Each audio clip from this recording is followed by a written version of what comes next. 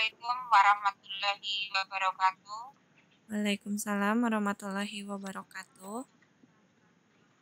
Salam sejahtera untuk kita semua. Yang terhormat Bapak Sri Wahono, Sarjana Pendidikan Selama Hukum. Yang saya hormati Bapak Alfi Rutiwan MPD selaku Instruktur Dikter Kumon 4 Hatta. Yang saya hormati Bapak Ibu Instruktur Dikter Kumon dan Bapak Ibu peserta Dikter Kumon yang hebat-hebat. Pertama, marilah kita selalu memanjatkan syukur kehadirat Allah SWT yang telah memberikan kesehatan dan kesempatan sehingga kita dapat mengadakan video konferensi presentasi aplikasi media SMP pada pembelajaran fisika dengan materi kelas fisika dan hukum. Salawat serta salam senantiasa tercurah pada junjungan besar Nabi kita Nabi Muhammad SAW yang kita nantikan syafaatnya di hari akhir.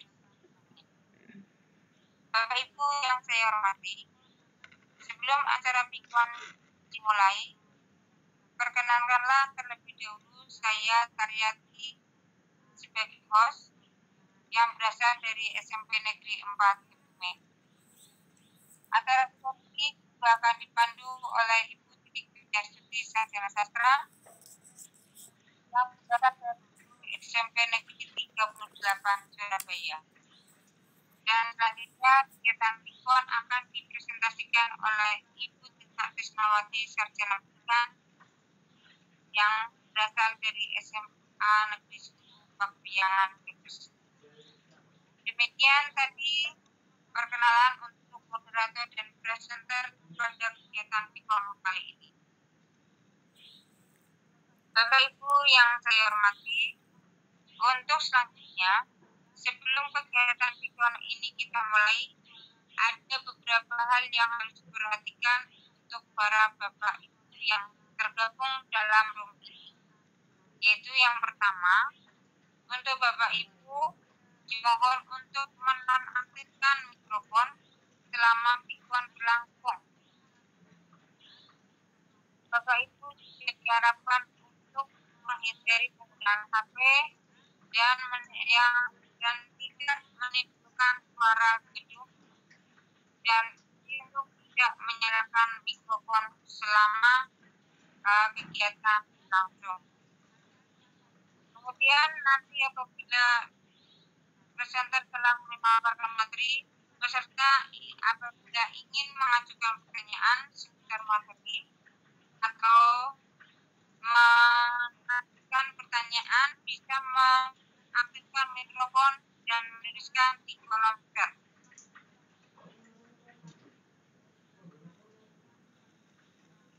Demikian untuk hal-hal yang harus diperhatikan oleh para Bapak Ibu sekalian. Untuk selanjutnya, kegiatan pikwan kali ini akan saya serahkan kepada saudara moderator yaitu Ibu Titik Widyasuti Sarjana Sastra. Dan sebelumnya, silakan waktu dan tempat kami serahkan sepenuhnya kepada saudara moderator. Terima kasih Ibu Taryati Sarjana Pendidikan yang sudah menjadi host pada batch 2 untuk di Darkumon pada pagi hari ini. Sebelumnya, saya sebagai moderator, Ibu Titi Widyasuti ingin membacakan tata tertib sebelum presenter membacakan presentasinya.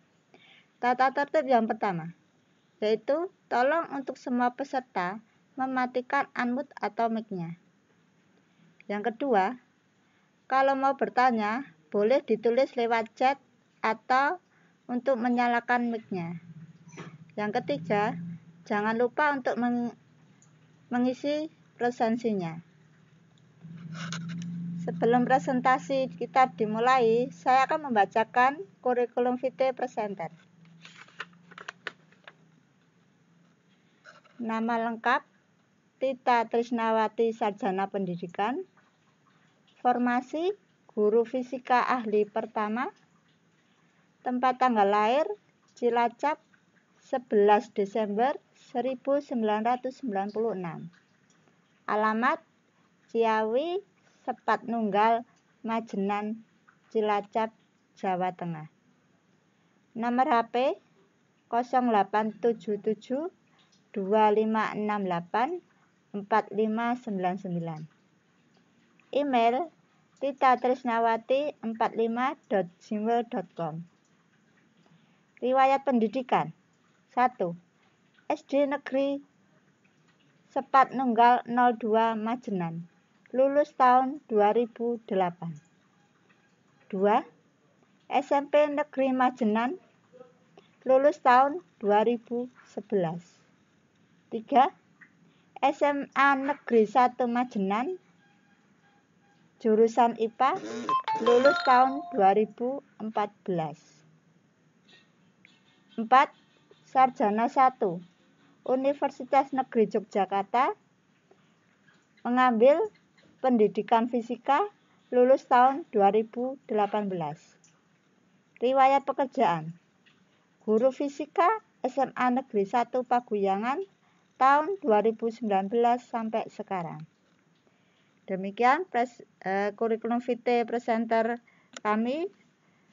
Selanjutnya saya serahkan untuk presenter Ibu Tita Trisnawati untuk mempresentasikan materi elastisitas dan hukum Hooke dalam SAC.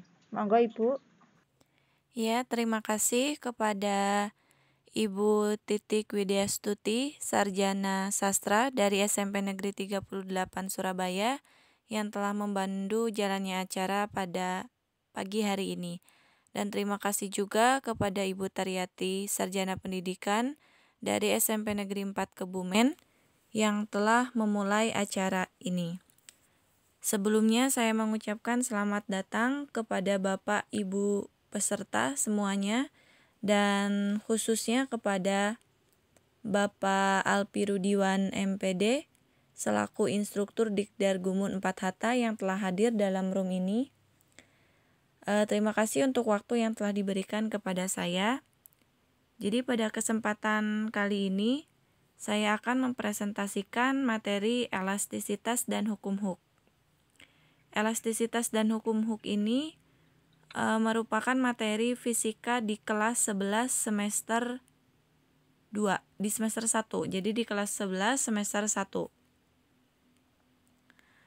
Nah, nanti materinya itu ada 2 bagian, yaitu ada elastisitas dan juga ada hukum Hooke. Untuk elastisitas sendiri itu ada 4 bagian. Ada tegangan, regangan, modulus elastisitas, dan juga ada batas elastisitas. Apersepsinya. Jadi di sini ada gambar jembatan. Apa hubungannya antara gambar jembatan dengan materi yang akan saya sampaikan? Jadi begini Bapak Ibu. Di sini ada gambar jembatan Suramadu. Di mana jembatan ini menghubungkan antara Pulau Jawa dan juga Pulau Sumatera atau Madura ya. Jadi di sini kita tahu kalau jembatan Suramadu itu merupakan jembatan terpanjang di Indonesia yang ditopang oleh 2 buah menara dan kawat baja. Jadi di sini ada banyak banget kawat bajanya. Kenapa yang digunakan itu kawat baja? Nah, itu yang akan kita pelajari. Jadi bagaimana kawat baja dan menara ini dapat menopang jembatan yang nantinya itu dilewati oleh truk-truk dan juga mobil-mobil besar. Apa hubungannya kawat baja dengan elastisitas dan mengapa menggunakan kawat baja? Itu yang akan kita bahas. Yang pertama yaitu kita akan bahas mengenai elastisitas. Sifat elastisitas bahan itu merupakan kemampuan suatu benda untuk dapat kembali ke bentuk awalnya dengan segera setelah gaya luar yang diberikan kepada benda itu dihilangkan atau dibebaskan. Contoh yang benda elastis itu adalah karet. Contohnya ketika kita menarik karet, maka karet itu akan bertambah panjang. Tetapi apabila kita menghilangkan gayanya atau kita lepas karet itu, karet akan kembali ke bentuk semula. Itulah yang dimaksud dengan sifat elastisitas bahan. Untuk selanjutnya ada tegangan. Tegangan itu merupakan perubahan bentuk benda yang terjadi karena gaya yang bekerja pada benda itu. Ada 3 jenis perubahan, yaitu ada rentangan, mampatan, dan juga geseran. Rentangan itu apabila ada gaya tarik dari kedua sisi, jadi dari sisi kanan dan sisi kiri. Sedangkan geseran itu nanti bisa bergeser. Untuk mampatan itu ada gaya dorong dari kedua sisi. Nah, tegangan itu didefinisikan sebagai gaya persatuan luas. Jadi, sigma itu simbol tegangan, sigma itu F per A, gaya persatuan luas. Di mana gaya itu satuannya Newton dan luas itu meter persegi. Jadi, satuan tegangan itu adalah Newton per meter persegi. Untuk yang selanjutnya, regangan. Jika benda diberi gaya, akan mengalami perubahan panjang. Nah, perbandingan antara perubahan panjang mula-mula dengan panjang benda awal itu disebut regangan. Jadi contohnya karet tadi. Ketika kita tarik karet itu, maka karet akan bertambah panjang. Nah, pertambahan panjang itu dibandingkan dengan panjang mula-mula, itulah yang disebut dengan regangan. Atau simbolnya itu E epsilon. Untuk yang selanjutnya adalah modulus elastisitas. Modulus elastisitas itu merupakan perbandingan antara tegangan dan juga regangan. Jadi perbandingan antara sigma dan juga epsilonnya. Pada benda elastis itu dikenal sebagai modulus Young. Nah, itu bentuk persamaannya, jadi yaitu tegangan per regangan. Persamaannya itu menjadi yaitu F L0 per A delta L, di mana F itu gaya, L0 itu panjang mula-mula, A itu adalah luas penampangnya, dan delta L pertambahan panjang. Di sini dapat kita lihat ada beberapa jenis bahan dan nilai modulus Young-nya. Dapat kita lihat baja itu memiliki nilai modulus Young yang tinggi, yaitu 200 kali 10 pangkat 9 Newton per meter persegi. Kalau 10 pangkat 9 itu berarti nolnya ada 9 G Bapak Ibu. Jadi ini bilangan yang sangat besar. Modulus elastisitas di sini itu menunjukkan tingkat elastisitas suatu benda. Jadi semakin besar E-nya, semakin besar pula tegangan yang diperlukan untuk meregangkan benda. Itulah kenapa di gambar apersepsi tadi, yang di jembatan tadi, itu menggunakan kawat baja. Karena kabel yang digunakan itu terbuat dari baja, itu mampu menahan jembatan. Karena nilai E atau nilai modulus elastisitas atau nilai modulus Young-nya itu yang tinggi. Jadi meskipun kawat baja itu bertambah panjang saat menahan jembatan, tegangan yang dialaminya itu masih dalam batas elastisitas. Jadi di situ kawat baja dan juga menaranya itu dapat menopang jembatan. Kemudian yang selanjutnya ada batas elastisitas. Setiap benda itu memiliki batas elastisitas sampai gaya tertentu. Apabila gaya yang diberikan itu lebih kecil daripada batas elastisitas, maka benda akan kembali ke bentuk semula ketika gaya tersebut dihilangkan. Contohnya karet tadi, ketika gaya yang kita berikan ke karet itu masih lebih kecil daripada batas elastisitasnya, jadi ketika gaya tarik kita hilangkan, karet akan kembali ke bentuk semula, ke bentuk awalnya. Tetapi ketika gaya yang kita berikan itu jauh lebih besar dari batas elastisitasnya, karet tersebut akan putus. Nah, itulah batas elastisitasnya. Di sini dapat kita lihat ada grafik antara hubungan gaya F dan pertambahan panjang X atau delta X. Ada 2 deformasi itu perubahan bentuk. Jadi ada deformasi elastis dan juga deformasi plastis. A ke B, daerah AB itu masih dalam deformasi elastis. Berarti kalau elastis itu kan dapat kembali ke bentuk awal. Jadi A ke B itu masih dapat kembali ke bentuk awal, di mana A itu batas hukum Hooke, sedangkan B itu batas elastis. Sedangkan daerah B sampai E itu adalah deformasi plastis. Kalau plastis itu berarti tidak dapat kembali lagi ke awal. Di titik E itu adalah titik patah. Contohnya tadi karet. Karet yang kita tarik dan melebihi batas elastisitasnya itu, jadi gaya yang kita berikan melebihi batas elastisitas, karet tersebut akan putus. Jadi akan patah di titik patah yang E itu. Jadi itulah batas elastisitas. Nah, ini bahasan yang kedua. Jadi hanya ada 2 bahasan. Tadi yang pertama elastisitas, yang kedua hukum Hooke. Untuk hukum Hooke ada 4 bahasan, yaitu ada hukum Hooke, energi potensial elastis, tetapan gaya pada benda elastis, dan yang terakhir adalah susunan pegas. Hukum Hooke.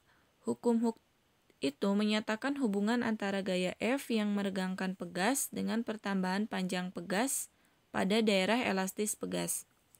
Di sini dapat kita lihat ada pegas sebelah kiri sebelum diberi gaya dan pegas sebelah kanan setelah diberi gaya tarik ke bawah, atau bisa juga gaya berat.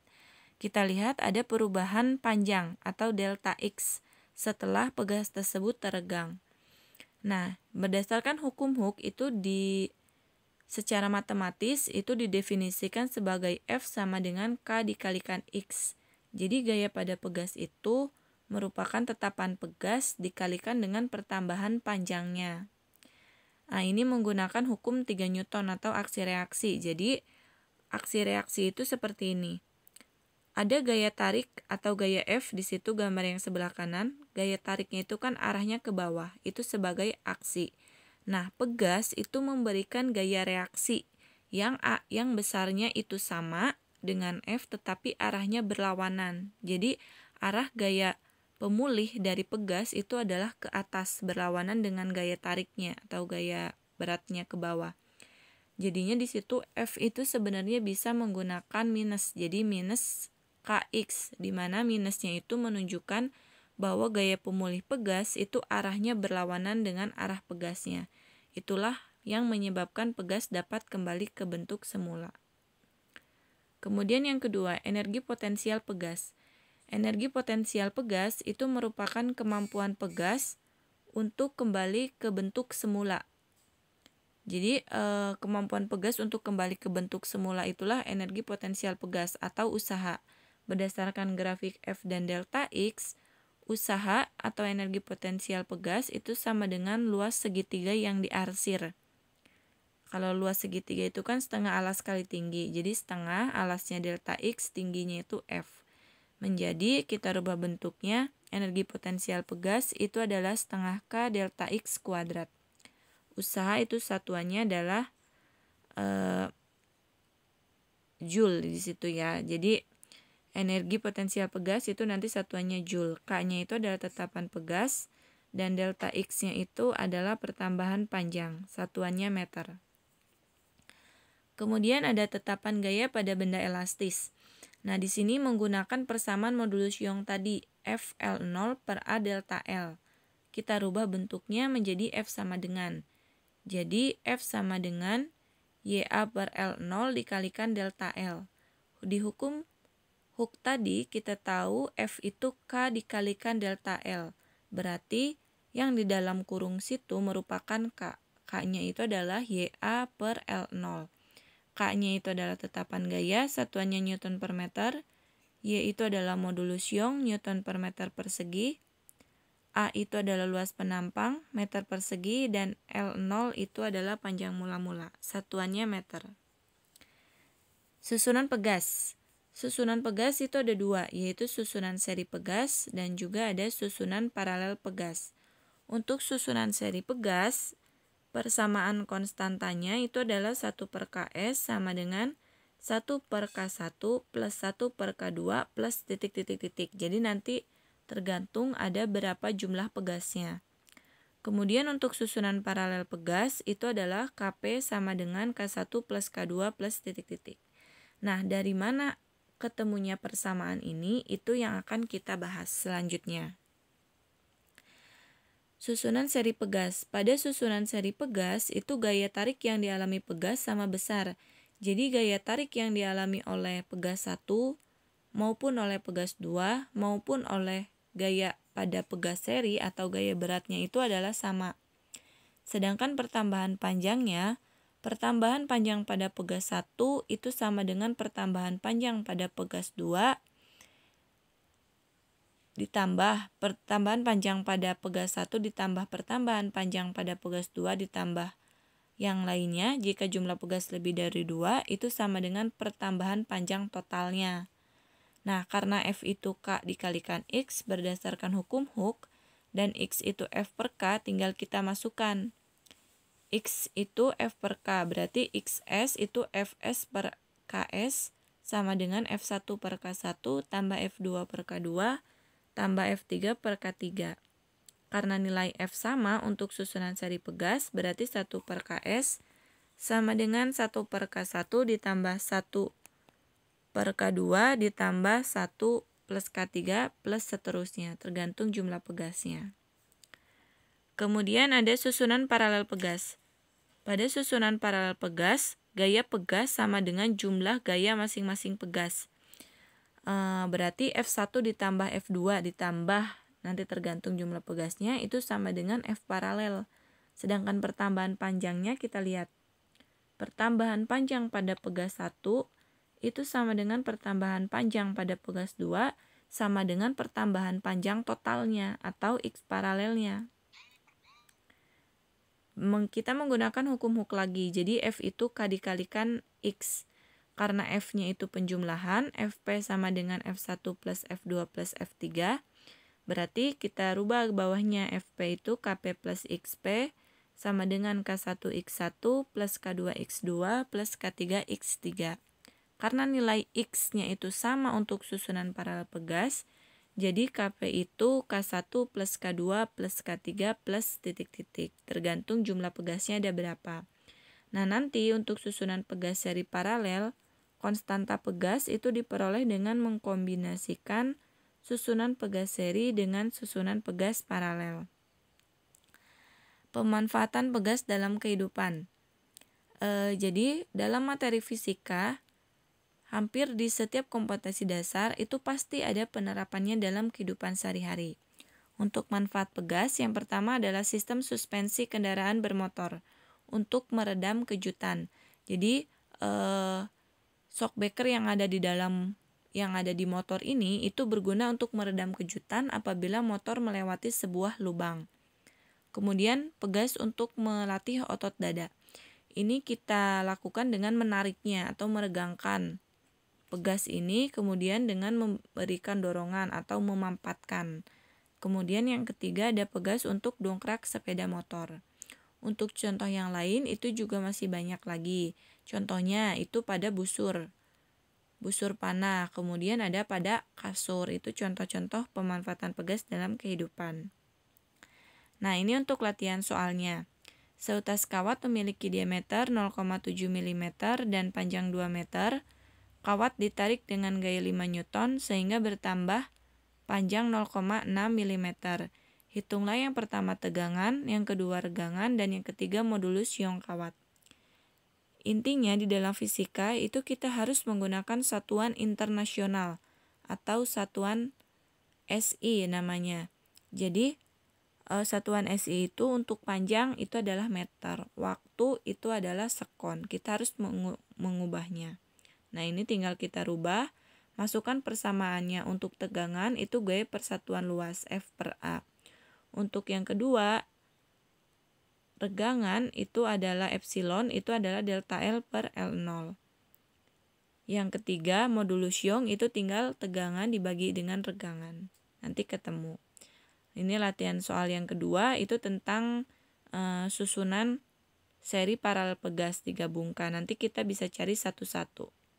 Kita cari dulu di sini K1, K2, K3 itu adalah disusun paralel. Kita cari dulu, berarti K totalnya itu adalah K1 tambah K2 tambah K3. Jadi ketemu Kp-nya itu 1500. Yang ditanyakan itu adalah konstanta pegas pengganti. Jadi K total, tinggal di seri. 1 per Ks sama dengan 1 per Kp plus 1 per K4. Ketemu Ks-nya itu adalah 375 Newton per meter. Evaluasi. Nah, untuk evaluasi, kita coba kawat piano dari baja panjangnya 1,6 meter dengan diameter 0,2 cm dan modulus Young 2 kali 10 pangkat 11 Newton per meter persegi. ketika dikencangkan, kawat meregang 0,3 cm. Besarnya gaya yang diberikan ada berapa newton. Nah, nanti tinggal kita cari menggunakan persamaan modulus Young. Coba kita coba yang B. Nah, itu kita coba yang salahnya ya. Terus yang ini, daerah plastis. Oki itu adalah daerah elastis, berarti QR itu plastis. Benar 20. Kemudian yang ketiga, kita coba benar. Yang nomor 4 itu adalah konstanta pegas. Menggunakan hukum Hooke, F itu K delta X, berarti K itu tinggal F delta X. Jangan lupa rubah ke meter. 88 dibagi 0,11, 800. Yang terakhir ada manfaat pegas dalam kehidupan.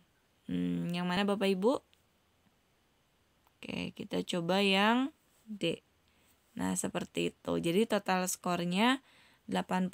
Nanti jika ingin mengulangi kuis, itu bisa tekan ulangi kuis. Seperti itu yang dapat saya sampaikan untuk materi elastisitas dan hukum Hooke.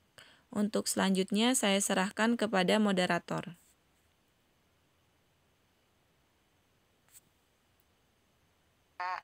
Terima kasih Ibu Tita yang telah menyampaikan materinya. Ini ada pertanyaan dari Ibu Triwinarsih dari SMK Negeri 2 Blitar.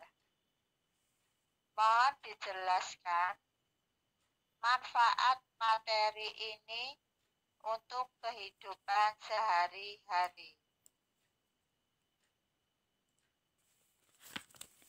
Ya, terima kasih untuk Ibu Triwinarsih dari SMK Negeri 2 Blitar. Untuk pertanyaannya yang sangat bagus, yaitu tolong dijelaskan manfaat materi ini untuk kehidupan sehari-hari. Jadi seperti yang sudah saya singgung sedikit tadi, bahwa penerapan materi ini dalam kehidupan sehari-hari atau pemanfaatan pegas dalam kehidupan sehari-hari, itu salah satunya ada sistem suspensi kendaraan bermotor untuk meredam kejutan. Jadi shock breaker yang ada pada motor itu berfungsi untuk meredam kejutan apabila kita melewati sebuah lubang. Jadi ketika melewati sebuah lubang itu badan kita tidak akan merasakan sakit karena adanya pegas atau sistem suspensi tersebut. Kemudian ada juga pegas untuk melatih otot dada tadi. Jadi untuk berolahraga itu nanti akan teregang dan termampatkan. Dan yang paling sering kita gunakan yaitu ada kasur. Jadi kasur yang menggunakan pegas itu tersusun dari pegas-pegas yang disusun secara paralel. Nah, itu nanti berguna dalam konstantanya. Jadi ketika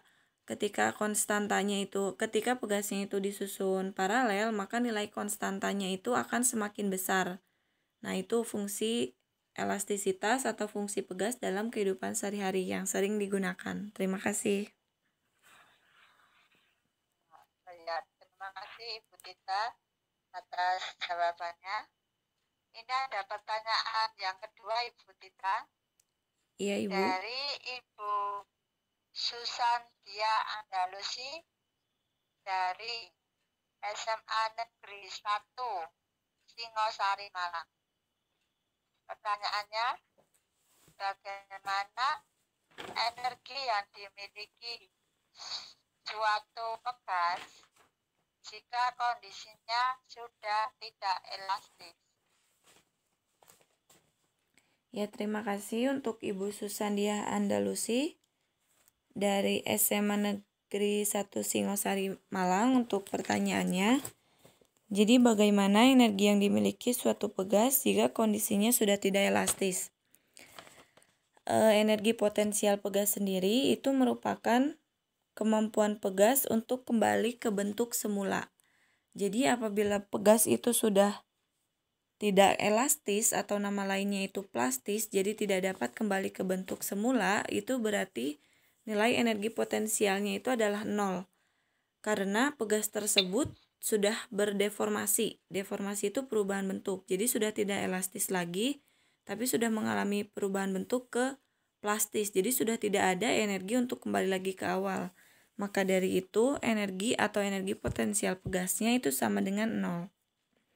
Begitu Ibu, terima kasih.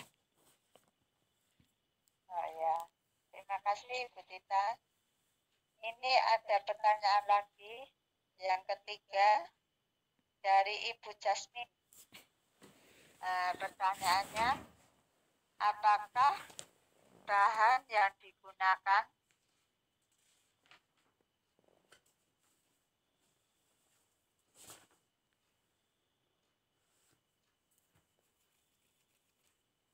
Halo?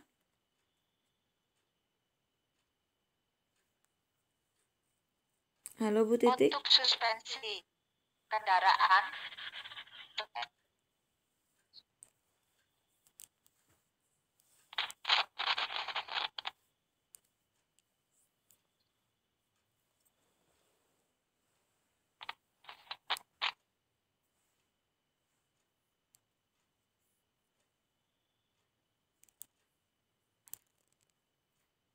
Halo Bu Titik?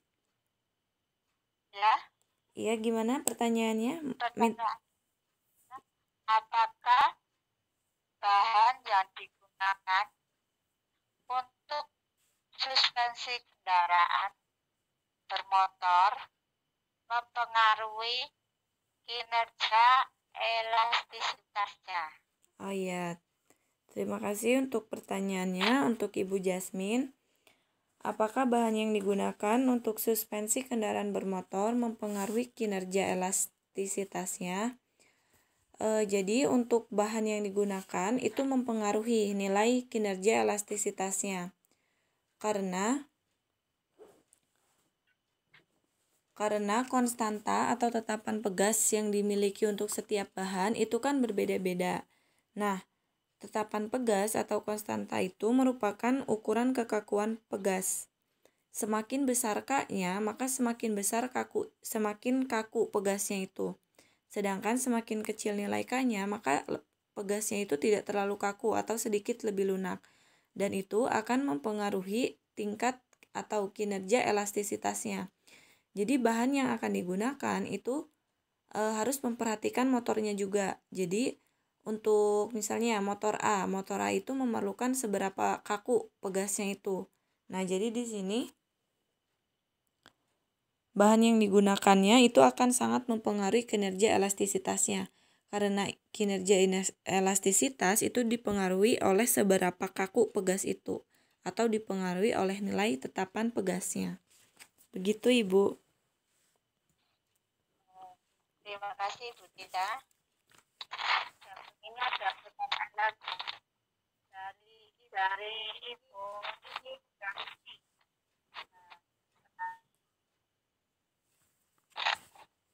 benda kalau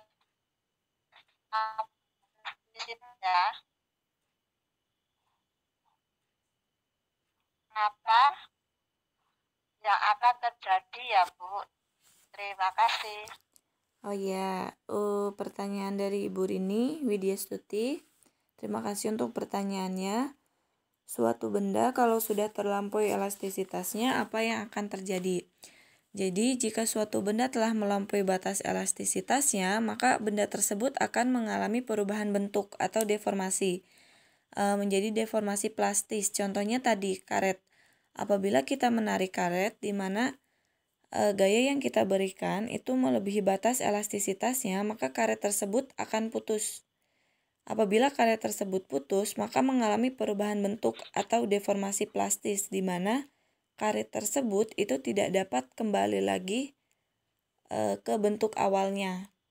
Jadi kalau misalnya sudah melewati batas elastisitasnya akan mengalami perubahan bentuk atau deformasi. Seperti itu Ibu.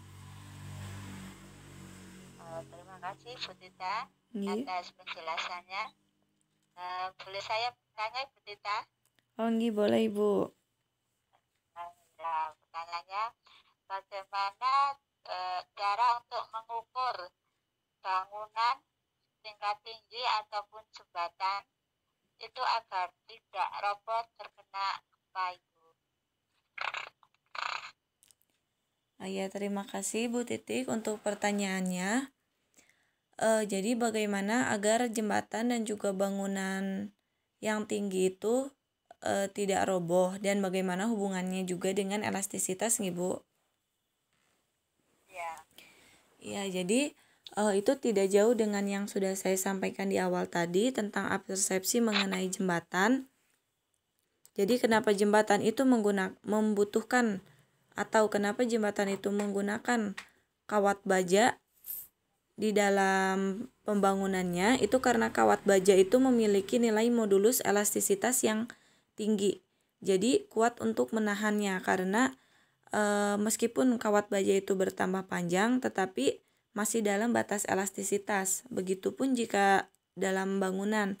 Ketika dalam bangunan itu di bawahnya atau di dasarnya itu kan pasti ada fondasi, dan fondasi-fondasi itu pasti menggunakan kawat baja. Alasannya itu sama dengan yang jembatan, karena kawat baja itu memiliki nilai modulus elastisitas atau nilai modulus Young yang tinggi, yaitu 200 kali 10 pangkat 9 Newton per meter persegi. Jadi meskipun kawat baja tersebut bertambah panjang, itu masih dalam batas elastisitasnya, jadi masih dapat menahan beratnya. Seperti itu Ibu. terima kasih Bu Tita. Oke, sama-sama Ibu. Sudah tidak ada pertanyaan lagi ya Bu ya. Oh nggih. Kalau gitu saya sebagai moderator ingin menutup jalannya presentasi pada pagi hari ini. Sebelumnya saya tutup, saya akan memberikan sedikit materinya tentang dari Ibu Tita, yaitu elastisitas itu bisa digunakan pada jembatan atau gedung yang tingkat tinggi dengan adanya bekas ataupun regangan dalam hukum Hooke. Sebelum saya tutup, monggo Ibu Tita untuk memberikan kesimpulannya 3-5 menit. Oh iya Ibu, terima kasih. Jadi untuk materi yang saya bahas hari ini yaitu mengenai elastisitas dan hukum Hooke. Elastisitas itu merupakan kemampuan suatu benda untuk dapat kembali ke bentuk awalnya dengan segera setelah gaya luar yang diberikan kepada benda itu dihilangkan atau dibebaskan. Contohnya tadi, karet. Apabila kita menggunakan karet itu akan ditambahkan. Apabila itu kurang dari atau lebih kecil dari batas elastisitasnya. Tetapi apabila gaya yang kita berikan itu melebihi batas elastisitasnya, maka karet tersebut akan putus atau deformasi. Nah, kemudian untuk bahasan yang kedua yaitu mengenai hukum Hooke.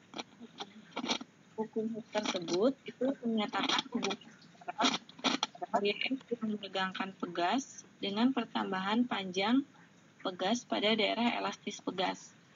Nah, manfaat pegas di dalam kehidupan itu ada sistem suspensi kendaraan bermotor untuk meredam kejutan, kemudian ada pegas untuk melatih otot dada, dan yang paling sering kita gunakan itu ada di kasur, di mana pegas itu disusun secara paralel. Kemudian ada juga pemanfaatannya itu di dalam jembatan dan bangunan-bangunan yang tinggi. Seperti itu Ibu. Terima kasih untuk terima kasih untuk Bapak Ibu yang sudah mengikuti presentasi saya. Mudah-mudahan dapat memberikan ilmu dan pengalaman baru. Terima kasih Bu. Untuk selanjutnya saya kembalikan ke moderator. Terima kasih Bu Tita yang telah memberikan sedikit kesimpulannya. Sebelum saya tutup, saya serahkan kepada host, yaitu Bu Taryati Sarjana Pendidikan. Monggo Ibu. Baik, terima kasih kepada Ibu Titik yang telah memandu acara kon ini dengan baik dari awal sampai akhir. Dan dari presentasi ini kita dapat banyak tambahan ilmu ya, begitu pentingnya elastisitas dan hukum Hooke untuk dalam kehidupan kita sehari-hari. Akhirnya saya sebagai host menyampaikan terima kasih kepada Bapak Ibu yang telah bergabung dalam acara ini, dan saya sampaikan terima kasih pula kepada ibu bapak yang telah menyiapkan kegiatan ini sehingga berjalan dengan baik. Saya sebagai pribadi mohon maaf apabila selama membawakan acara ini kekurangan, dan akhir kata Assalamualaikum warahmatullahi wabarakatuh. Waalaikumsalam warahmatullahi wabarakatuh.